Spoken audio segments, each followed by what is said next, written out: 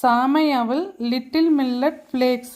இதில் எப்படி உப்புமா பண்ணலாங்கிறத கவர் பண்ணியிருக்கிறேங்க. இது மூழ்கிற அளவுக்கு தண்ணி விட்டு ஒரு டைம் மட்டும் நல்லா கம்ப்ளீட்டாக அலசிட்டு, சுத்தமாக தண்ணி இருக்கக்கூடாதுங்க.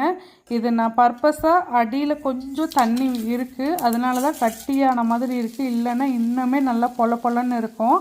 இது ஒரு அரை மணி நேரத்துலேருந்து 3 மணி நேரம் வரைக்கும் கூட நம்ம அப்படி மூடி வச்சிடலாம்.